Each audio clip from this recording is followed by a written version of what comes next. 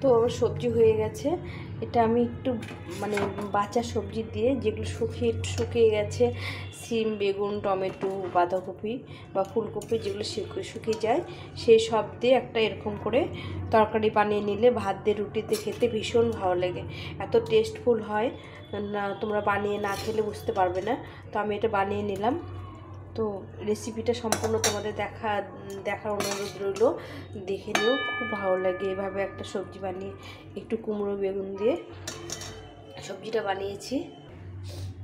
তো হয়ে গেছে এই সবজিটা ভাত দিয়ে রুটি দিয়ে বা ভাত দিয়ে প্রথমে খেতে খুব ভালো লাগে। তো আমি বানিয়ে নিলাম, তোমরাও বানিয়ে নাও। তো এখন এই পর্যন্তই, তোমরা অবশ্যই রেসিপিটা তৈরি করো। সবাই ভালো থেকো, সুস্থ থেকো, টাটা।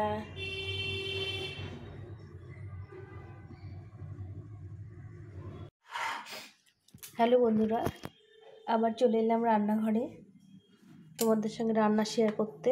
দেখো সবজিগুলো সব শুকিয়ে গেছে, এই যে ফুলকপিগুলো শুকিয়ে গেছে, দেখো অনেকটা শুকিয়ে গেছে, বেগুন, শিম। তো এই সব দিয়ে একটা সবজি বানাবো, মানে তরকারি বানাবো, সেটাই তোমাদের সঙ্গে শেয়ার করছি। তো ফুলকপি নিয়েছি, এখানে শিম নিয়েছি, এক ফালি কুমড়ো নিয়েছি, একটা আলু নিয়েছি, আর একটা টমেটো নিয়েছি। তো এই সবটা আমি কেটে নিই, আর একটা ছোট মূলো দিয়ে দেবো। তো এই সব দিয়ে একটা সবজি বানাবো, খুব ভালো লাগে খেতে। দেখো সব সবজিগুলো কেমন শুকিয়ে, ফ্রিজে রাখিনি, বাইরে রেখেছিলাম, শুকিয়ে গেছে আর দাগ ধরে গেছে। ফুলকপিটা অনেকটা শুকিয়ে গেছে। তো এই সব দিয়ে একটা সবজি বানাবো, সেটাই তোমাদের সঙ্গে শেয়ার করছি। তোমরা সঙ্গে থাকো, দেখতে থাকো।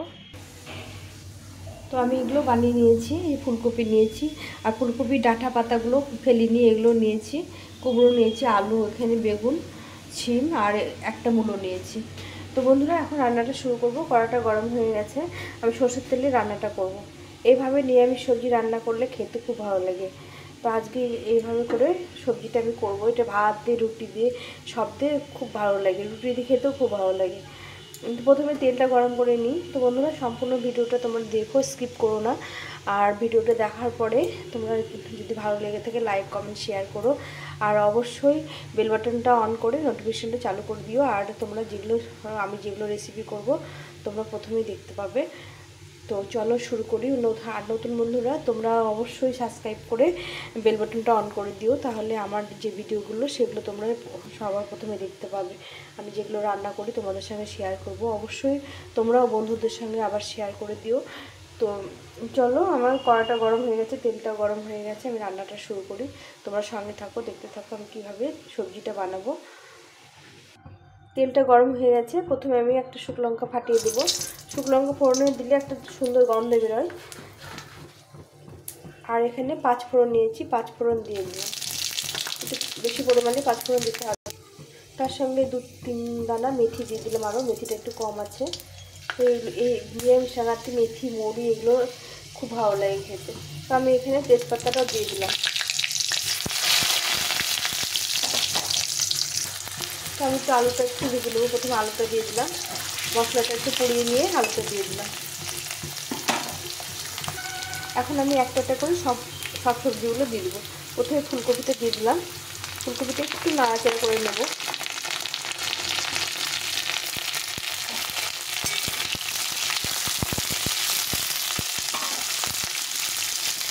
এবার সব সবজিগুলো দিয়ে দেবো।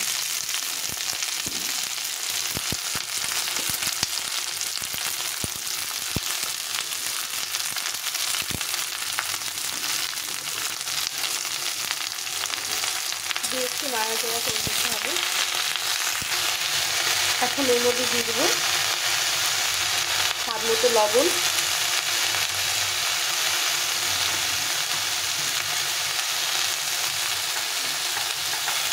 পরিমাণ মতো হলুদ গুঁড়ো, আর কয়েকটা চেরা কাঁচা লঙ্কা দিয়ে এটাকে ভালো করে ভেজে নেব। এখন একটু জল দিয়ে দেবো। লবণ আর হলুদ দিয়ে একটু কষিয়ে নিয়েছি, সবজিগুলো ভাজা ভাজা করে নিয়েছি। এখন এর মধ্যে একটা টমেটো কেটে রেখেছি, লম্বা লম্বা করে টমেটোটা দিয়ে দিলাম। টমেটো দিয়ে আর একটু ভেজে নিতে হবে। এই সবজিটা খেতে খুব ভালো লাগে। এর মধ্যে বটবটি, গাজর সব কিছু দিয়ে সবজিটা খাওয়া মানে ভালো লাগবে। তো প্রথমে এরকম করে ভালো করে নেড়ে চেড়ে একটু কষিয়ে নিতে হবে। সবজিটা কষিয়ে নিয়েছি ভালো করে, সুন্দরভাবে কষিয়ে নেওয়া হয়ে গেছে।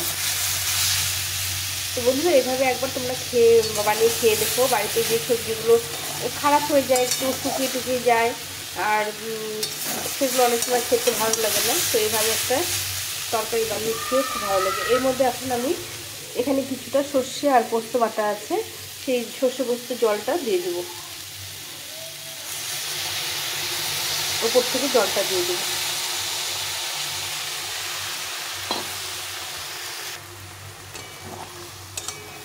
এটা একটু চটচড়ির মতো হবে, খেতে ভীষণ ভালো লাগে। তো এই শস্য পোস্ত বাটা থাকে, অনেক সময় রান্না করি বেঁচে যায়, সেই শস্য পোস্তটা আমি জলটা ধুয়ে এর মধ্যে দিয়ে দিলাম। পাতলা জলটা যেটা হয় শস্য পোস্ত, খুব একটা দিলে ভালো লাগবে না, কেননা ফুলকপি আছে, যার জন্য একদম হালকা করে দিতে হবে, অল্প করে একটু পরিমাণ মতো দিতে হবে, হালকা একটু শস্য পোস্ত জল দিয়ে রান্না করলে খেতে অসাধারণ লাগে। এখন একটু ঢাকা চাপা দিয়ে সেদ্ধ করতে হবে। যে কোনো নিরামিষ সবজি ঢাকা চাপা দিয়ে সেদ্ধ করলে সেদ্ধটা ভালো হয়, খেতেও ভালো লাগে, সুসেদ্ধ হবে। এইভাবে করে ভালো করে সেদ্ধ করে নিতে হবে, যাতে ফুলকপিগুলো ভালো করে সেদ্ধ হয়।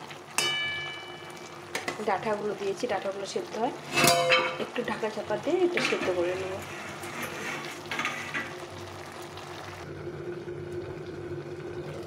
অনেকটা সেদ্ধ হয়ে এসছে। এখন আমি এর মধ্যে একটু স্বাদের জন্য মিষ্টি দিয়ে দেবো, চিনি দিয়ে দেবো। চিনি বা গুড় যে যেটা ভালোবাসে পছন্দ করে দিতে পারে। আমি একটু কম দিলাম, কেননা কুমড়ো আছে, কুমড়োতে একটু মিষ্টি হবে, যার জন্য একটু মিষ্টিটা কম করে দেব। অনেকটা সেদ্ধ হয়ে এসছে, আর একটু সেদ্ধ হয়ে গেলে এটাকে নামিয়ে দিতে হবে। দেখো কত সুন্দর হয়েছে। এটা গরম গরম ভাতে খেতে ভীষণ ভালো লাগে, রুটি দিয়ে খেতেও ভীষণ ভালো লাগে। একদম সুন্দরভাবে নরম হয়ে সেদ্ধ হয়ে যায়। এই যে ফুলকপির ডাঁটাগুলো সেদ্ধ হয়ে গেছে, সুন্দরভাবে সব সেদ্ধ হয়ে গেছে।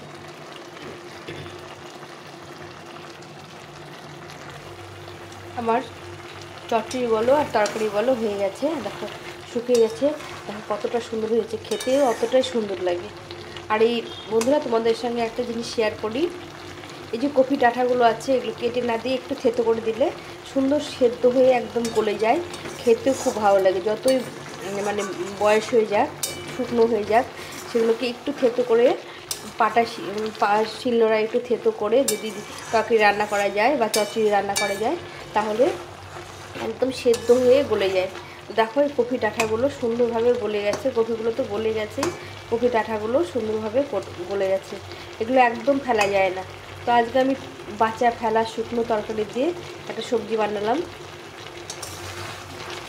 এইভাবে করে এই সবজিগুলো, শীতের কোনো সবজি ফেলা যায় না, সব সবজি রান্না করে খাওয়া যায়।